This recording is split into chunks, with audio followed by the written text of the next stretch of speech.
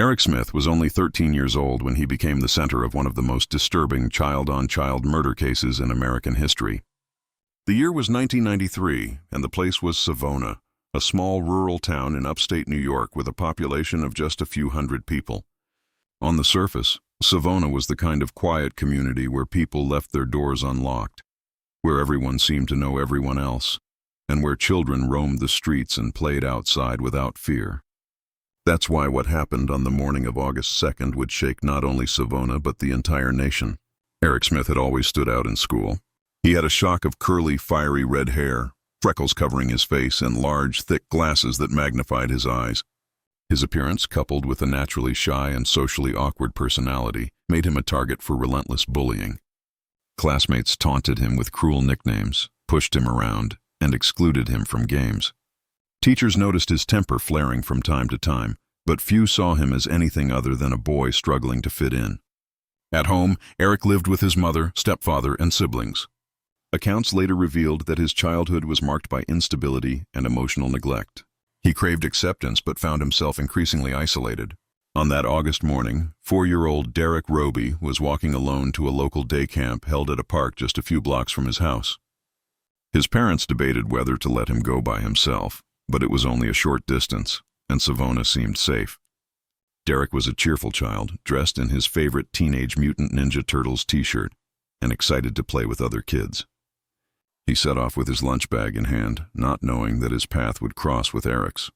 Eric, who had skipped summer camp that day, spotted Derek walking down the street. For reasons that remain chillingly difficult to explain, Eric lured Derek into a wooded area off the path. What followed was an eruption of violence that investigators later described as shocking in its brutality. Eric strangled Derek with his bare hands, then struck him repeatedly with rocks. He then sodomized him with a stick, leaving his small body battered and broken on the forest floor. Eric later confessed that he didn't fully understand why he did it, only that he felt an uncontrollable rage boiling inside him and saw Derek as a way to release it. When Derek failed to arrive at camp, counselors called his parents, who immediately knew something was wrong. A frantic search began, with neighbors and police combing the area. Within hours, they found Derek's body in the woods. The discovery devastated the tight-knit community.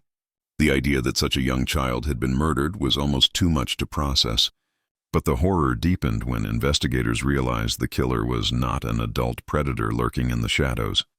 It was one of their own children. At first, Eric blended into the search efforts. Neighbors recalled seeing him on his bicycle, seemingly curious but detached. However, detectives soon noticed his odd behavior. He volunteered unusual details about the crime and showed an unsettling fascination with the investigation. When questioned, Eric eventually broke down and confessed. His words stunned even veteran officers. He described the murder in chilling detail, speaking with a mixture of remorse and detachment, as if he could not fully grasp the enormity of what he had done.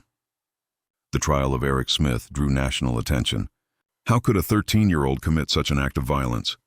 The defense argued that Eric was a deeply troubled child suffering from mental illness, citing reports of intermittent explosive disorder and the long-term effects of bullying.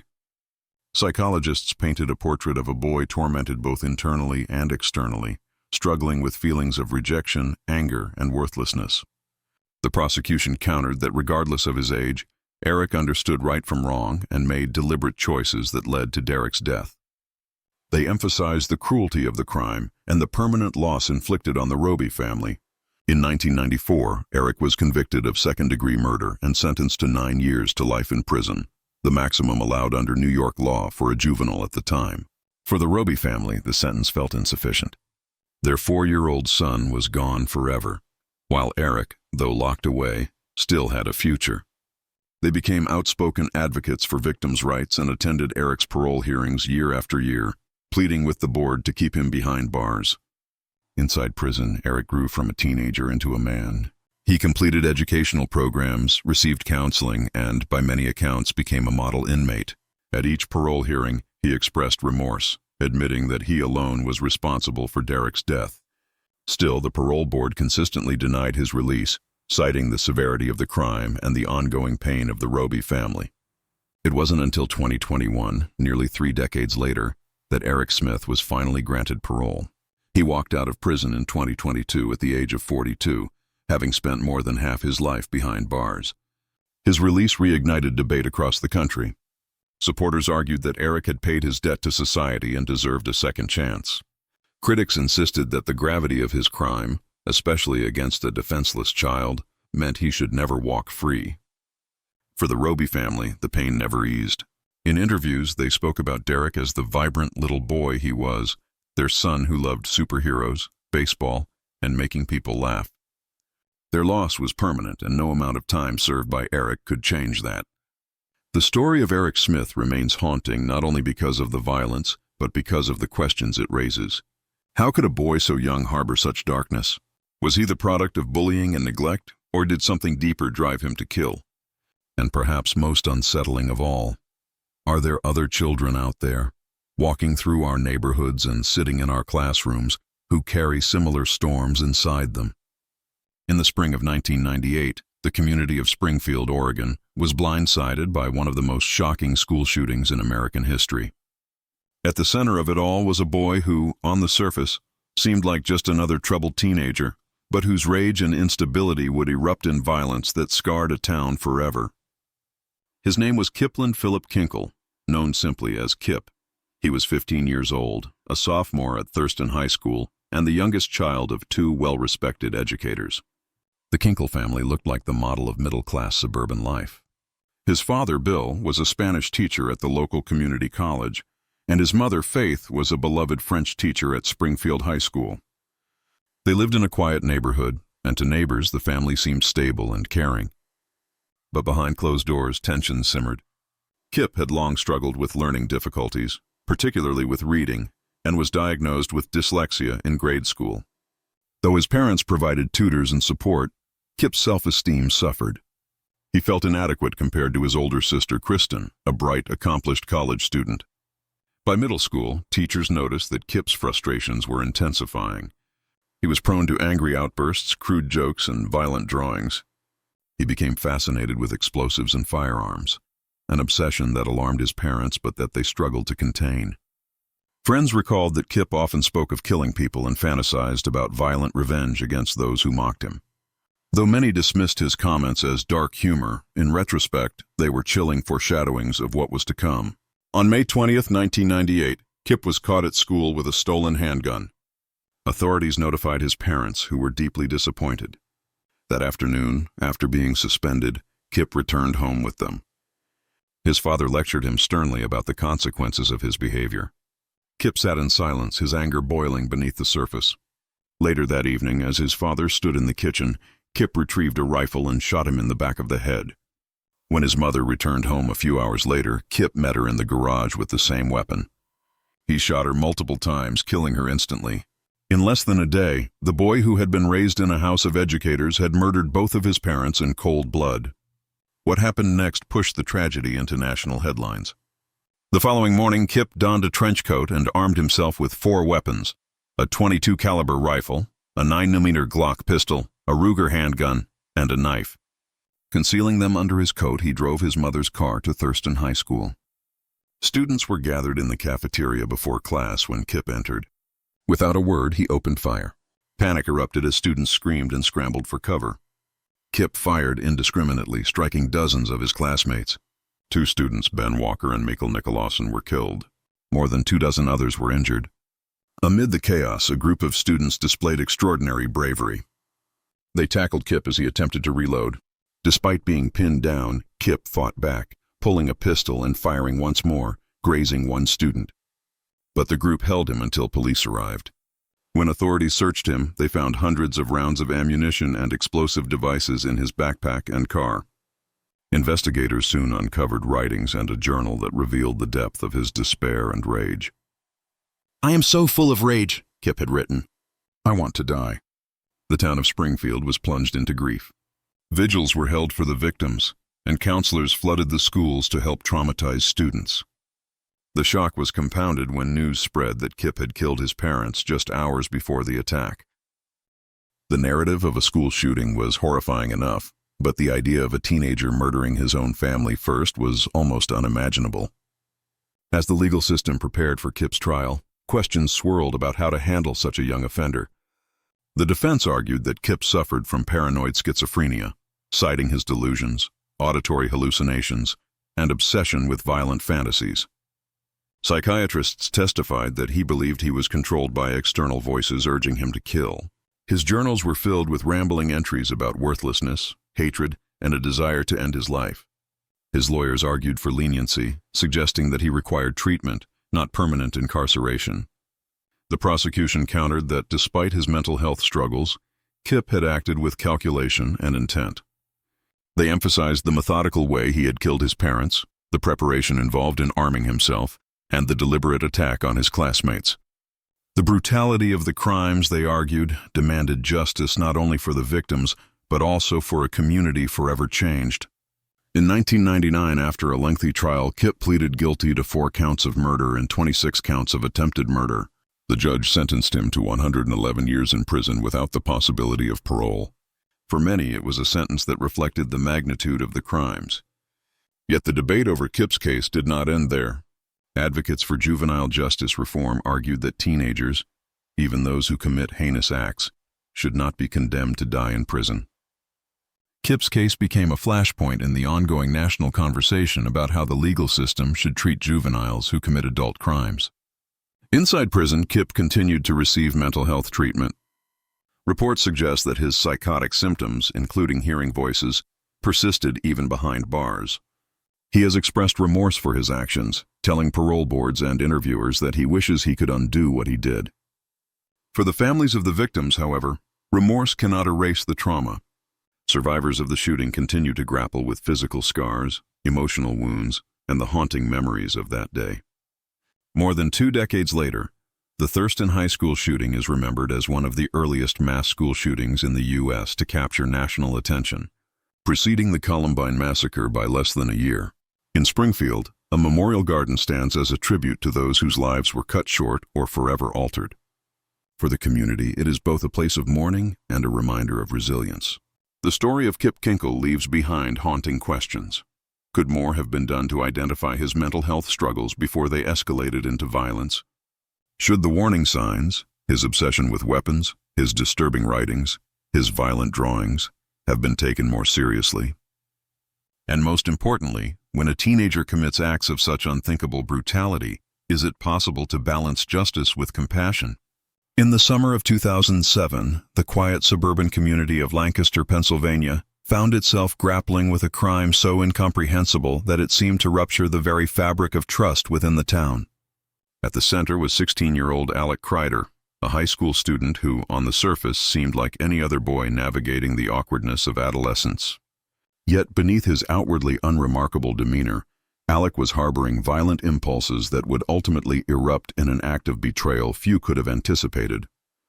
Alec attended Manheim Township High School, where he was an average student, not known for exceptional achievement but not particularly troubled either. Friends described him as sometimes withdrawn, sometimes funny, and at times prone to dark moods. He struggled with depression and anger, feelings he largely kept to himself. He came from what appeared to be a stable family, and nothing in his background suggested he was destined for violence. But inside, Alec was battling demons he could not or would not articulate. The Kreider and Haynes families had known each other for years. Alec's best friend was Kevin Haynes, a bright and popular high schooler who lived just a few houses down. Kevin's family was well regarded in the community. His father, Tom, worked in health administration. His mother, Lisa, was a respected nurse, and Kevin himself was a beloved son and brother. The Haynes home was a welcoming place, where Kevin often invited friends to hang out, watch movies, or simply spend time together. Alec was a frequent guest there, treated as if he were part of the family. But in June 2007, Alec shattered that bond in the most violent way imaginable. In the early morning hours of June 12th, Alec entered the Haynes' home while they slept. Armed with a knife, he crept into the bedrooms and launched a frenzied attack. Tom and Lisa Haynes were stabbed repeatedly, as was their son Kevin. The brutality of the assaults shocked even veteran investigators. The bodies were discovered by Kevin's sister, who returned home that morning to a scene of unimaginable horror. The crime sent shockwaves through Lancaster. How could anyone target the Haynes family, who were widely respected and cherished? The idea that the killer might be someone close to them only deepened the sense of unease. For weeks, the community was on edge. Rumors swirled about motives, suspects, and hidden dangers, but investigators struggled to identify a clear lead. There were no signs of forced entry, no robbery, and no immediate explanation for such violence. The breakthrough came in the most unexpected way through Alec's own father. Troubled by his son's increasingly erratic behavior, he confronted Alec, who ultimately confessed to the murders. Alec's father, torn between protecting his son and doing what was right, made the agonizing decision to go to the police. He told investigators that Alec had admitted to killing the Haynes family, a revelation that stunned the community.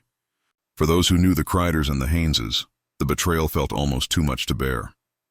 When Alec was taken into custody, he provided chilling details of the crime. He admitted to harboring violent urges for years, describing how he had fantasized about killing and how those fantasies had finally manifested in action. His confession lacked clear motive. He did not claim anger toward the Haynes family, nor did he suggest financial gain or revenge. Instead, he spoke of a compulsion, a dark drive that had pushed him beyond the limits of morality. At trial, prosecutors portrayed Alec as a calculating killer who had destroyed a family without remorse. They emphasized the brutality of the stabbings, the betrayal of trust, and the devastation left behind.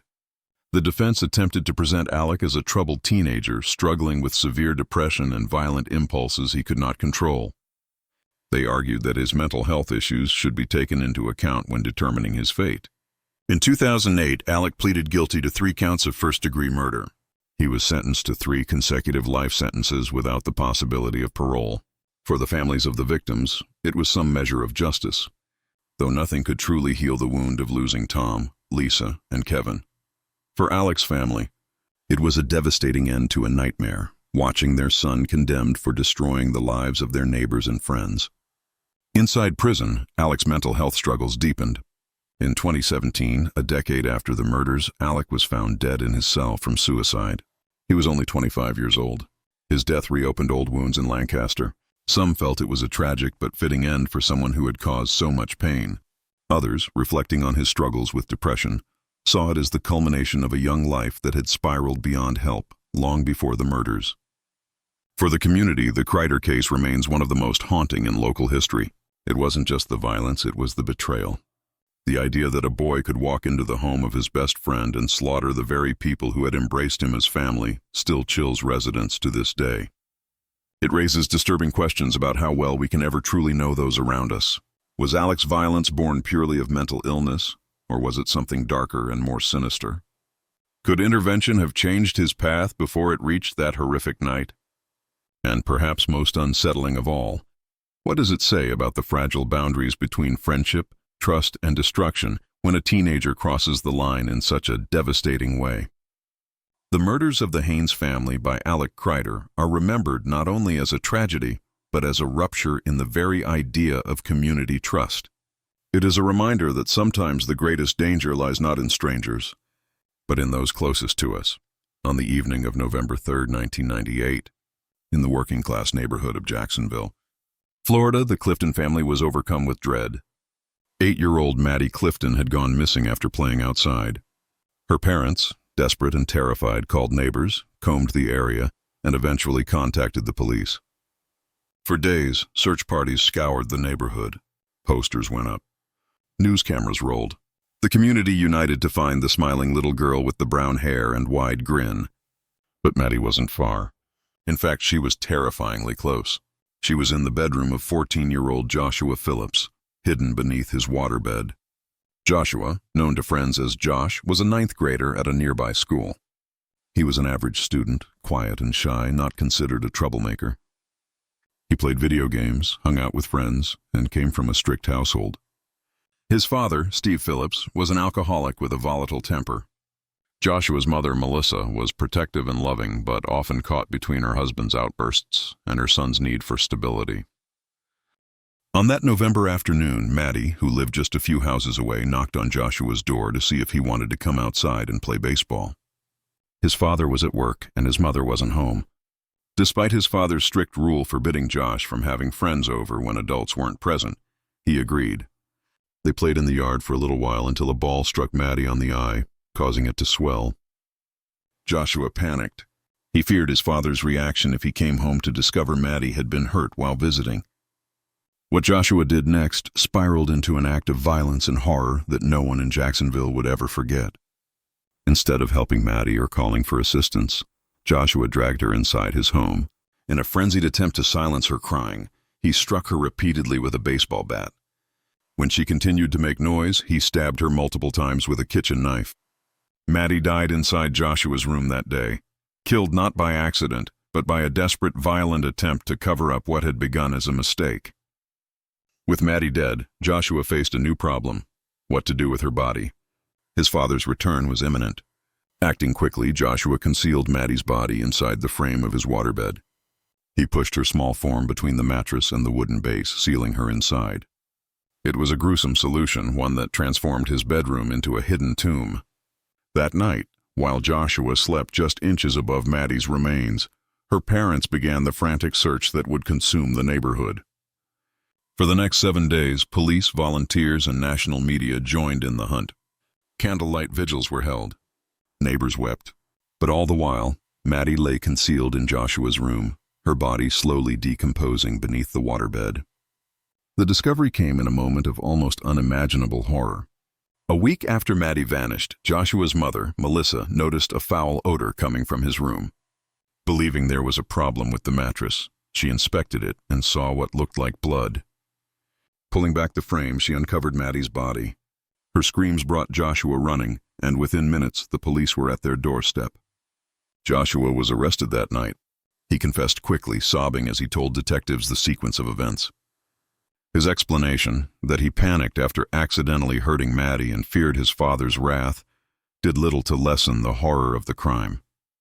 The idea that a boy could sleep night after night above the body of his young neighbor horrified the public and drew national attention. At trial, prosecutors painted Joshua as a calculating killer who murdered Maddie not out of panic, but out of cruelty. They emphasized the brutality of her injuries, 7 stab wounds and multiple blunt force traumas. They argued that his actions went far beyond a split-second mistake, pointing to the week-long concealment of her body as evidence of his intent to cover up the crime. Joshua's defense team countered that he was a frightened 14-year-old who acted impulsively, overwhelmed by fear of his father's discipline. They argued that his immaturity and environment contributed to his poor decisions. The trial was emotionally charged. Maddie's parents sat in the courtroom, listening to the gruesome details of their daughter's death. The community watched closely, grappling with the realization that one of their own children had committed such a heinous act. In 1999, the jury found Joshua guilty of first-degree murder. He was sentenced to life in prison without the possibility of parole. At 14 years old, he became one of the youngest people in Florida to receive such a sentence. For years, Joshua grew up behind bars. He earned his GED, pursued education, and maintained a record free of disciplinary problems. He expressed remorse repeatedly, insisting that he never intended to kill Maddie and that the crime was the result of fear and panic rather than malice. Supporters, including his mother, began to advocate for his release, arguing that sentencing a 14-year-old to die in prison was inhumane. Joshua's case became part of a larger national debate about juvenile sentencing. In 2012, the U.S. Supreme Court ruled that mandatory life sentences without parole for juveniles were unconstitutional. This decision opened the door for Joshua and others like him to seek resentencing. In 2017, nearly 2 decades after his conviction, Joshua was resentenced to life with the possibility of parole after 25 years. For the first time, there was a chance he might one day walk free. But for Maddie's family, no legal ruling could undo the loss. They spoke publicly about their continued grief, about how every birthday, every holiday, every milestone was overshadowed by the absence of their daughter. They opposed Joshua's release, insisting that his crime was too severe to ever allow him freedom. The story of Joshua Phillips is remembered for its sheer horror. A young girl killed by a boy she trusted, hidden under his bed while the entire community searched for her. It remains one of the most disturbing examples of juvenile crime in American history, a case that forces people to confront the darkest possibilities of human behavior at an age when most children are still innocent. The haunting question lingers. Was Joshua truly a child panicking in the moment, or was there something more sinister at play? Did fear alone drive him to such violence, or did it expose a darkness he already carried? And even if he has reformed behind bars, should someone who committed such a crime at 14 ever be given a second chance? On October 1st, 1997, the quiet town of Pearl, Mississippi, became the site of one of the earliest high-profile school shootings in America. That morning, 16-year-old Luke Woodham walked into Pearl High School carrying a .30-30 rifle under his trench coat. By the time the chaos ended, 2 students were dead, 7 others were injured, and an entire community was left reeling from the horrifying realization that one of their own had planned and carried out an attack on his classmates. Luke Woodham wasn't the kind of teenager many expected to commit such an act of violence. He was described by peers as quiet, socially awkward, and at times withdrawn. He had a small circle of friends, but often felt like an outsider. At home, Luke lived with his mother, Mary Ann Woodham, a woman who had raised him alone after a difficult marriage. Their relationship was strained. She was strict, critical, and at times overbearing. Luke often felt smothered and misunderstood, resentful of her constant control over his life. At school, Luke's experiences were no better. He was bullied, teased for his appearance, his weight, and his lack of confidence. He craved acceptance but struggled to find it. His relationship with his girlfriend, Christina Menifee, had been one of the few bright spots in his life. When she broke up with him, Luke fell into despair. He wrote in his journal about feelings of worthlessness, rage, and betrayal. His writings painted a picture of a boy drowning in rejection and anger, unable to process heartbreak in a healthy way. But Luke wasn't suffering in isolation. He had fallen under the influence of a small, secretive group of teens who called themselves a satanic cult. At its center was a charismatic classmate named Grant Boyette. Grant, older and manipulative, drew vulnerable teenagers into his circle by convincing them that they were outcasts destined for greatness. He urged them to embrace hatred, reject compassion, and seek power through destruction. To Luke, who felt powerless and invisible, Grant's attention was intoxicating. He finally belonged to something. He finally mattered. In the weeks leading up to the attack, Luke's writings became more violent. He scrawled about revenge against those who mocked him, about the power he would feel when others feared his name. He fantasized about killing, even describing it in detail in his journal. But before he ever set foot in Pearl High School with his rifle, Luke committed another act of violence that shocked even seasoned investigators. On the morning of October 1st, before leaving for school, Luke killed his own mother. He attacked her in their home, beating and stabbing her until she collapsed. In his journal, he would later claim he did it to free himself from her control, to finally step out of the shadow of what he saw as her suffocating dominance. With his mother dead in their home, Luke loaded his rifle and prepared to unleash his rage on his classmates. He arrived at Pearl High School just after classes began. Concealing the rifle beneath his trench coat, he walked inside.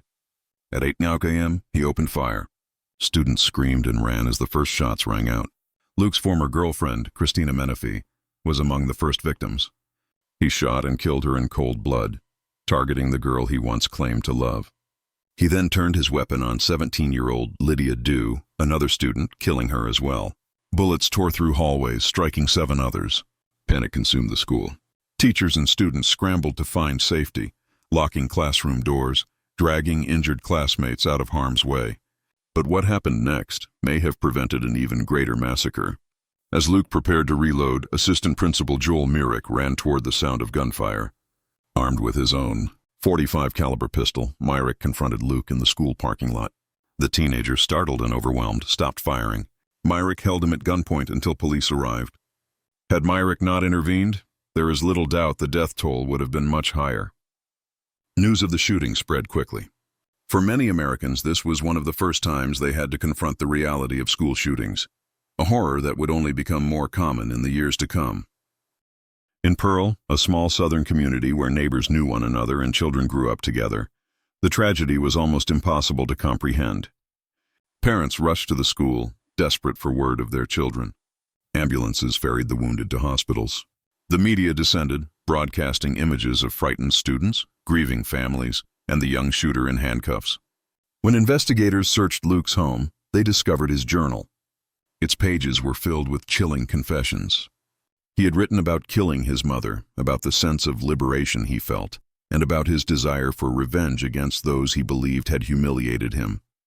He described the act of murder as almost transcendent, writing, "I am not spoiled or lazy, for murder is not weak and slow-witted, murder is gutsy and daring. I killed because people like me are mistreated every day." The journal became a focal point of the trial, a window into the disturbed mind of a teenager who had turned his pain into violence. Prosecutors argued that Luke's writings and actions demonstrated clear premeditation. They emphasized the brutality of killing his own mother before carrying out the school shooting. His defense team, meanwhile, tried to shift some of the blame onto the influence of the so-called cult, led by Grant Boyette, suggesting Luke had been manipulated into violence. The jury was not swayed. In 1998, Luke Woodham was convicted of 2 counts of murder for the deaths of Christina Menifee and Lydia Dew, as well as murder for killing his mother. He was also convicted on counts of aggravated assault for the injuries of the 7 other students. He received 3 life sentences plus 20 years. He would never walk free again. Grant Boyette and other members of the cult were also arrested and charged. Boyette received a sentence of probation and house arrest after pleading guilty to conspiracy charges, though many in the community felt the punishment was far too lenient given his role in encouraging Luke's violence. In the years since the shooting, Luke has given interviews from prison. He claims to have found religion, to have repented for his actions, and to understand the devastation he caused. But for the families of his victims, forgiveness does not erase the trauma. Parents continue to grieve. Survivors live with scars, both physical and emotional. And the community of Pearl, Mississippi carries the burden of having been one of the first places in America to witness a tragedy that would become all too familiar. Luke Woodham's story forces a chilling reflection. How does a teenager, bullied and lonely, cross the line from victim to killer? What role did his isolation, his broken family life, and the toxic influence of peers play in pushing him toward violence? And perhaps most haunting of all, could someone have seen the warning signs, his journals, his growing fascination with death, his anger, and stopped him before it was too late? The Pearl High School shooting is remembered not only for the lives it claimed, but for the disturbing way it foreshadowed the epidemic of school violence that America would face in the years to come. In July of 1999, the city of Pembroke Park, Florida, was shaken by a crime so shocking it would ignite national debates about childhood, violence, and the justice system. At the center was Lionel Tate, a 12-year-old boy whose name would become infamous as one of the youngest Americans ever sentenced to life in prison without parole. Lionel was in many ways a typical preteen. He loved cartoons, video games, and above all, professional wrestling. He idolized stars like The Rock and Stone Cold Steve Austin, mimicking their moves with enthusiasm. He lived with his mother, Kathleen Grossett Tate, a Florida highway patrol trooper who worked long hours but tried to provide a structured home for her son. By the summer of 1999, Lionel was known as a big kid for his age, standing nearly 6 feet tall and weighing around 170 pounds, far larger than most 12-year-olds. On the night of July 28th, Lionel's mother agreed to babysit 6-year-old Tiffany Unick, the daughter of a family friend. Tiffany was a sweet, energetic child who trusted Lionel and seemed excited to play while her mother was away. Lionel's mom allowed the 2 kids to watch television in the living room while she went upstairs to rest. At some point during the night, Lionel began wrestling with Tiffany, imitating the moves he had seen on TV. But what started as play quickly turned into horror. According to Lionel's later accounts, he performed slams, kicks, and holds on Tiffany, moves designed for scripted entertainment between trained adults but devastating when applied to a small child. The play fight escalated until Tiffany lay motionless. Lionel, realizing she wasn't breathing, went to his mother, claiming that Tiffany was pretending, or that she had simply fainted. When paramedics arrived, the truth was clear. Tiffany was dead. The medical examiner's findings were horrifying. Tiffany had sustained a fractured skull, a lacerated liver, broken ribs, and massive internal bleeding. Her injuries were consistent not with one fall or a single accident, but with a prolonged and brutal beating. Doctors compared the damage to what might be seen in a high-speed car crash. Forensic evidence suggested she had suffered for minutes before finally succumbing. Lionel was arrested and charged with first-degree murder. At just 12 years old, he faced a system unprepared to handle a child accused of such brutality. Prosecutors argued that Tiffany's injuries were far too severe to be dismissed as accidental. They painted Lionel as violent, impulsive, and fully aware that his actions could cause harm. His defense, however, insisted that he had been imitating professional wrestling moves, not intending to kill. They argued that he was a child who did not understand the consequences of his strength or his actions. The trial gripped the nation. Parents across America debated the influence of violent media, especially professional wrestling, on children. Could Lionel really distinguish between fantasy and reality? Was he a budding killer or just a boy playing too rough? In 2001, after a brief trial, Lionel was convicted of first-degree murder. The judge, bound by Florida's laws at the time, sentenced him to life in prison without the possibility of parole. Lionel wept in court as the sentence was read. His case instantly became a flashpoint in the conversation about how juveniles should be punished for violent crimes. Critics argued that sentencing a 12-year-old to die in prison was cruel and unusual, a miscarriage of justice. Child psychologists testified that Lionel lacked the maturity to fully understand his trial, let alone the magnitude of a life sentence. Supporters of the conviction, however, pointed to the sheer savagery of Tiffany's injuries and argued that the community needed protection from someone capable of inflicting such violence, no matter their age. The years that followed were turbulent. Lionel's case wound its way through appeals. In 2004, an appeals court overturned his conviction, ruling that Lionel had not been mentally competent to stand trial. He was offered a plea deal, plead guilty to second-degree murder in exchange for a sentence of 1 year in county jail, 10 years probation, and mandatory counseling. Lionel accepted, and after serving his year, he was released. But freedom did not bring redemption. In 2005, Lionel violated his probation after being caught with a knife on school property. He was given another chance with stricter conditions. Then, in 2006, he was arrested again, this time for robbing a pizza delivery man at gunpoint. The crime violated the terms of his probation and landed him back in court. In 2008, a judge sentenced him to 30 years in prison for the robbery and probation violation, a sentence he is still serving today. For Tiffany's family, the pain never faded. They mourned not only her loss, but also the years of legal battles that kept reopening wounds. To them, Lionel's later crimes confirmed what they had long believed, that his violent tendencies made him dangerous. For Lionel's mother, however, it was a different kind of heartbreak. She had fought for her son, argued that he was too young to be condemned, and still watched as his life unraveled. The case of Lionel Tate remains one of the most controversial in American legal history. It highlights the tension between holding juveniles accountable and recognizing their immaturity. Should a child who kills, even unintentionally, be treated the same as an adult murderer? Can rehabilitation be possible for someone who commits violence at such a young age? Or are there some acts that mark a child forever? What is perhaps most haunting is the juxtaposition. Tiffany Unick's life was over at just 6 years old, while Lionel, himself only a child, was branded a killer before he even reached his teenage years. His story forces us to ask whether justice was truly served, or whether 2 young lives were destroyed on that night in 1999, one by death and the other by a path that could never be repaired. On February 19, 1997, the town of Bethel, Alaska, was blanketed in snow, the kind of cold that seeped into bones and made the streets quiet. Bethel was remote, reachable only by air or river, and its small population lived in a close-knit but struggling community where poverty, substance abuse, and isolation were daily realities. That morning, however, the stillness was shattered by a 16-year-old boy named Evan Ramsey, who walked into Bethel Regional High School with a shotgun in his hands. By the time he was stopped, 2 people were dead, 2 more were wounded, and a community was left asking how a teenager no different in appearance from many others could carry such devastation into their halls. Evan Ramsey was not an unknown figure in Bethel. He was the youngest son of a deeply troubled family.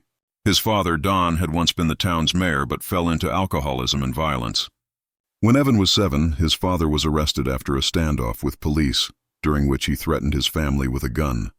His mother, Marcy, was overwhelmed and struggled with her own issues, eventually losing custody of her children. Evan and his brothers bounced between foster homes, group homes, and relatives. The instability left deep scars. By the time Evan entered high school, he was already marked by loneliness and insecurity. He was picked on for being awkward and shy, often teased for his appearance. Though he had some friends, they were few, and he longed for acceptance. Like many teens in Bethel, he turned to video games and movies for escape. gravitating toward violent titles where he could imagine himself powerful instead of powerless. But unlike most kids, Evan began to see those fantasies as possibilities. In early 1997, Evan began talking with older teens about his frustrations and his fantasies of revenge. One of those peers was a young man named James Randall, who reportedly encouraged him, even showing him how to use a shotgun and telling him that if he really wanted respect, he should make a statement with violence. Instead of discouraging Evan, his small circle of friends egged him on. The line between fantasy and reality blurred. On the morning of February 19th, Evan carried a Mossberg 500 12-gauge shotgun into Bethel Regional High School. He concealed it beneath a jacket and walked into the commons area, where dozens of students gathered before classes began. At around 8 number, he pulled out the weapon. Chaos erupted instantly. His first victim was the school's principal, Ron Edwards, who tried to intervene. Edwards was beloved in the school community, a steady presence who cared for his students. Evan shot him at close range, killing him. Then Evan turned his weapon on students. 17-year-old Josh Palacios was fatally wounded, and 2 others were injured in the hail of gunfire. Screams filled the halls. Students ducked under tables, scrambled into classrooms, and trampled one another in the desperate attempt to escape. Amid the chaos, some classmates tried to reason with Evan, shouting for him to stop. In that moment, witnesses recalled, his face seemed blank, his eyes distant, as if he wasn't fully present in what he was doing. When police finally arrived, Evan surrendered without resistance. He was taken into custody, his rampage over almost as quickly as it had begun. The shock in Bethel was profound. This was not a place accustomed to such violence. Parents wept outside the school, clutching their children. The deaths of Ron Edwards and Josh Palacios ripped deep wounds in the small community where everyone knew everyone else. And as news spread, the rest of the nation recoiled at the idea of a school shooting carried out by a boy barely old enough to drive. Investigators quickly learned of Evan's troubled past, his family's collapse, and the influences of his peers. They also found journal entries where he wrote about feeling invisible, about wanting revenge against those who mocked him, and about his fascination with violent media. His writings made it clear he had thought about the shooting for weeks, even fantasized about how it might unfold. At trial, prosecutors portrayed Evan as cold and deliberate, a teenager who carefully planned an attack and carried it out with deadly intent. They emphasized that he had ample time to reconsider but chose to walk into school with a shotgun anyway. The defense countered by highlighting Evan's unstable upbringing, his lack of guidance, and the encouragement he received from older teens who glorified the idea of violence. They argued that he was a vulnerable boy shaped by trauma, not an inherently evil killer. The jury was not persuaded by the defense. In 1998, Evan Ramsey was convicted of 2 counts of first-degree murder and multiple counts of attempted murder. He was sentenced to 210 years in prison without the possibility of parole. At just 16 years old, his future was gone, sealed behind prison walls. In the years since, Evan has spoken from prison about his regret. In interviews, he admitted he had fantasized about the shooting, but claimed he never fully grasped the reality of what it would mean to kill. He said he wanted to make people respect him, not truly understanding that what he was taking from others could never be undone. His remorse, however, does little to ease the pain of those who lost loved ones that day. For the families of Ron Edwards and Josh Palacios, the grief endures. Edwards is remembered as a man who gave his life protecting his students. Palacios is remembered as a vibrant teenager whose future was stolen. Survivors of the shooting carry physical and emotional scars, haunted by the memory of running for their lives down hallways they once thought were safe. The story of Evan Ramsey raises difficult questions about accountability and influence. How much responsibility lies with a boy raised in chaos, pushed toward violence by peers who encouraged his darkest thoughts? Could intervention, better foster care, stronger mental health support, or even a caring mentor have stopped him before he picked up that shotgun? And in the broader sense, how should society punish a teenager who commits an adult crime, one with consequences that ripple for decades? Today, Evan remains in prison, a man who has spent more of his life behind bars than outside them. His case continues to be studied as one of the early examples of school shootings in America, a grim prelude to tragedies that would follow in Columbine, Sandy Hook, and countless other communities. Bethel, Alaska, still remembers that morning in 1997. The snow fell quietly, the air was still, and then the world broke open. It is a reminder that violence can reach even the most remote corners, carried not by outsiders but by children raised within the community itself. On March 1, 2006, a 16-year-old boy from Manitowoc County, Wisconsin, sat inside a police interrogation room. His name was Brendan Dassey. He was soft-spoken, with a shy demeanor, and he had never been in serious trouble before. His grades were poor, his social life was limited, and most of his time was spent at home playing video games or helping with chores on his family's property. That morning, however, police detectives pressed him for hours with questions about a brutal murder, one that would make him infamous across the country.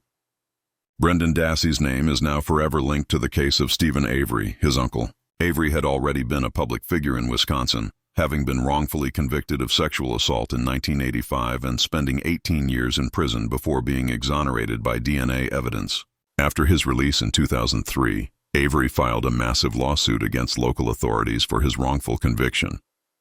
But in 2005, when photographer Teresa Halbach disappeared after visiting the Avery family salvage yard, suspicion turned immediately back toward him.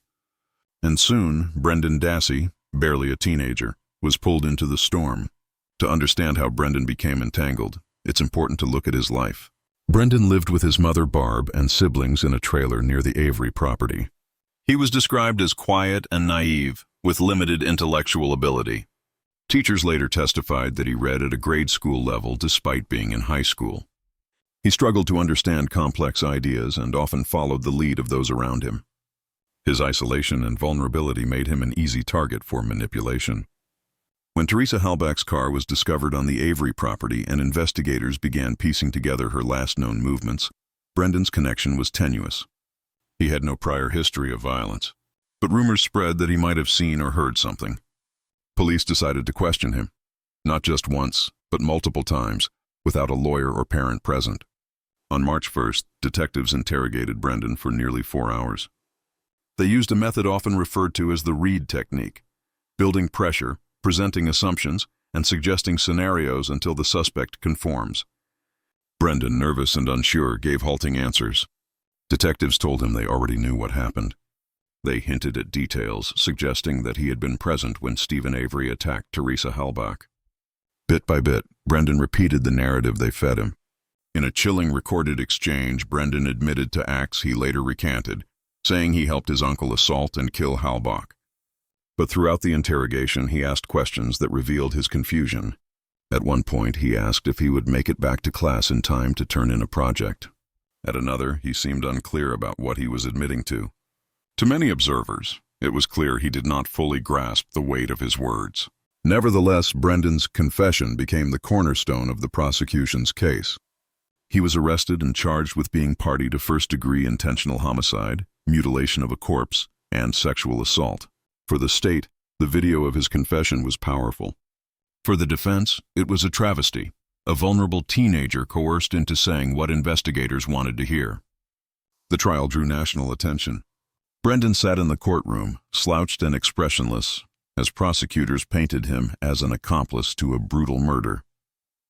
They replayed his confession, presenting it as proof that he and his uncle lured Teresa Halbach to the property, attacked her, and disposed of her remains in a fire pit. The defense argued that the confession was false, pointing to its inconsistencies and Brendan's intellectual limitations. They brought in experts who testified that false confessions are not rare, especially among juveniles. But the jury was swayed by the tape. In 2007, Brendan Dassey was convicted and sentenced to life in prison, with the possibility of parole after 40 years. He was just 17 years old. The aftermath of Brendan's conviction was complicated. His case might have remained a local tragedy, if not for a documentary released nearly a decade later. In 2015, Netflix premiered Making a Murderer, a 10-part series that chronicled the cases of Stephen Avery and Brendan Dassey. The series portrayed Brendan as a victim of coercive interrogation and painted his confession as unreliable. Viewers around the world were outraged, convinced that a teenager had been railroaded by a flawed justice system. Public outcry reached new heights. Celebrities, activists, and legal scholars demanded Brendan's release. His attorneys filed appeals, arguing that his constitutional rights had been violated. and that his confession should never have been admitted as evidence. In 2016, a federal judge agreed, ruling that Brendan's confession had been coerced and that his conviction should be overturned. For a moment, it seemed like freedom was within reach. Brendan's family celebrated. Advocates cheered. But the celebration was short-lived. The state appealed the decision, and higher courts reinstated his conviction, ultimately leaving him behind bars. The battle over Brendan's fate has continued for years. His legal team petitioned the U.S. Supreme Court to hear his case, but the court declined in 2018. To this day, he remains incarcerated at Columbia Correctional Institution in Wisconsin, serving out a sentence that many believe was unjust. The story of Brendan Dassey forces us to confront disturbing questions about the justice system. Can a teenager with limited intellectual capacity truly understand the consequences of a high-pressure interrogation? Should minors ever be questioned without a lawyer present? And how much weight should the courts place on confessions obtained in such circumstances, especially when no physical evidence ties them to the crime? For Brendan's supporters, the answer is clear. He was a child manipulated by adults into giving them the story they wanted. For the family of Teresa Halbach, however, the tragedy is compounded, another layer of pain in a case already defined by grief. Nearly 2 decades later, Brendan's story continues to echo far beyond Wisconsin. To many, he represents a miscarriage of justice. To others, he is a cautionary tale about the vulnerability of children in the hands of powerful institutions. And for Brendan himself, each day is a reminder of how quickly an ordinary teenager, more interested in wrestling video games and science class than anything else, was transformed into a convicted criminal whose life is now measured in decades behind prison walls. Which of these cases shocked you the most? Let us know in the comments. For more real-life crime stories, subscribe and stay tuned for the next deep dive.